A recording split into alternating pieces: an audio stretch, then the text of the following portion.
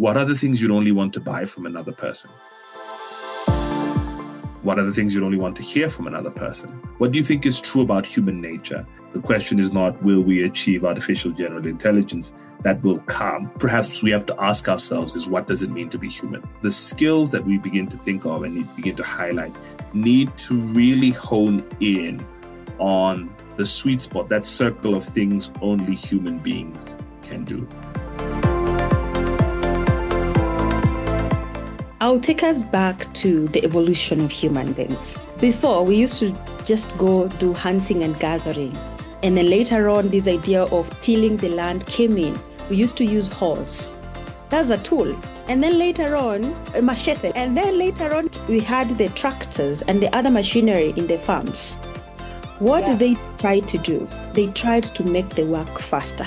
But is still human aspect of it relevant to date? We didn't do away with the farmer. At the end of the day, a human is at the center of every single problem that we are trying to solve. How we connect to that human being, how we communicate to them, how we actually help them make the better decision entirely lies on human skills. And that is why AI will need the human skills still.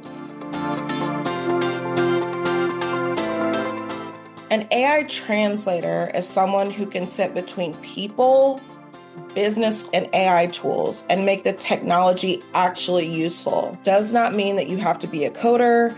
It doesn't mean you have to be a data scientist or a machine learning engineer. You just have to be able to understand enough about, AI to ask better questions, to spot better use cases, evaluate the outputs, and then also help your team turn AI from a buzzword into real business impact.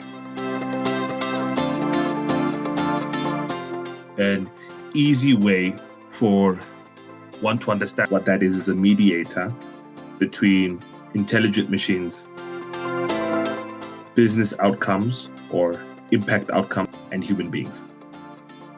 And to mediate in any circumstance, you need one character trait that is invaluable, and that's trust.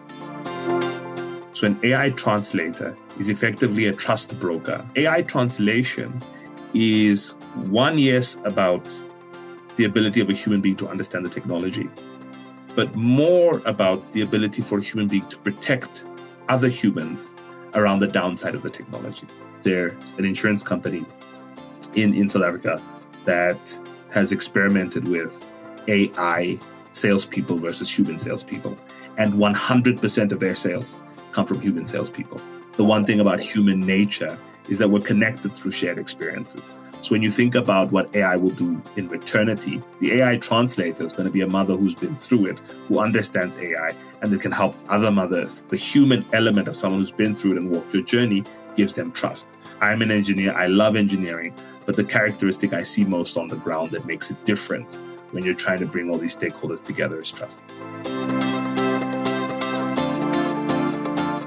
There's this story of an American pilot who landed on the Hudson River. Everyone stayed alive was in the moment he made human decisions that a machine wouldn't have made. And when you look at all of the simulations, it's very unlikely that the outcome would have happened because the machines wouldn't have taken into account that the whole crew was stressed, that all these human beings are scared. It was his ability, being human, to look at the situation and say, how do I manage this in a way that calms people down, that made the biggest difference. Perhaps there is a generation yet to be born that will be comfortable living in a world or society that's AI end-to-end. But I do think for our generation that's experienced the world before, the trust element is going to require a human in between. The first step is going a layer beneath. It's not just about understanding ChatGPT and Claude. So actually understanding how the algorithms work, and particularly how neural networks work. And this will help you explain to people where the hallucinations come from, where the limitations are, whether or not AI is the best solution for the use case you're trying to solve. So neural nets are probabilistic in their nature. And then beyond that, being able to go a layer down to infrastructure. What you use at an infrastructure layer has a material effect on the energy and the water required. And that is hugely important to human beings. That's what I would say is probably the one thing that someone can do tomorrow. It's just get a little bit of knowledge underneath that. Why? Because I know for certain 99% of people won't do that. And so the 1% that has just a little more depth than a shallow understanding will, in the marketplace, have a huge advantage. The moment digital marketing became like, boom, as something that everyone should go. And that was in 2020 during the COVID-19. Yeah. Earlier, people were like, this is just something that's going to trend for a while and then it will go. But the people who put in the work to understand exactly what it entails, they're a step ahead. Every 5 years, you have to sit down and reevaluate your profession, your career, and think of what can I add? Where are the gaps?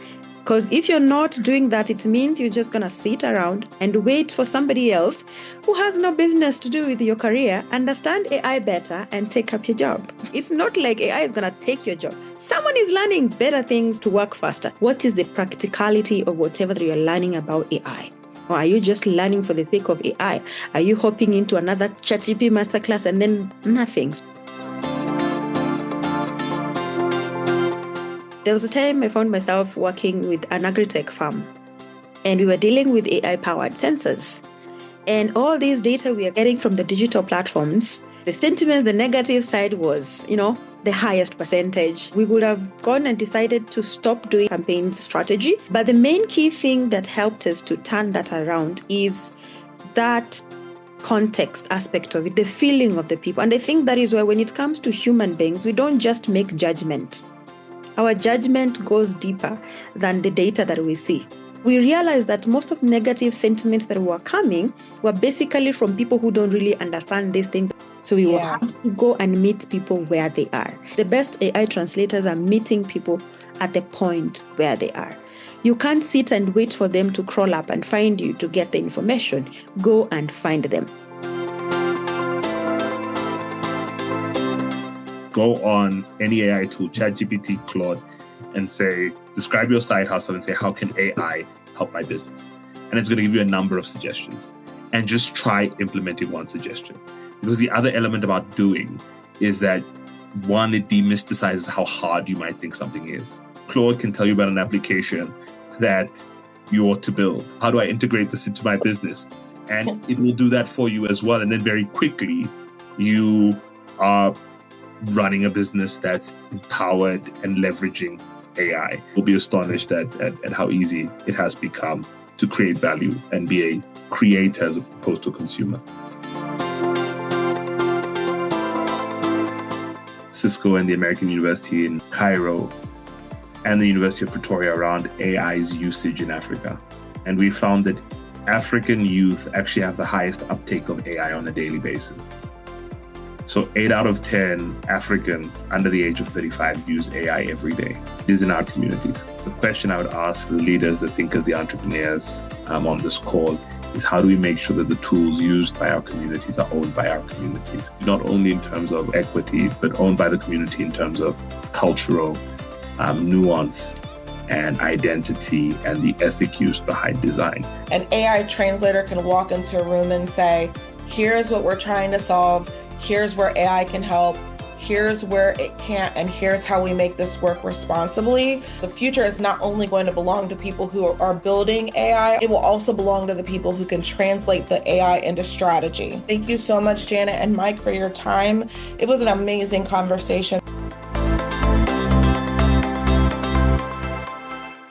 Nexford University. Choose the smarter way.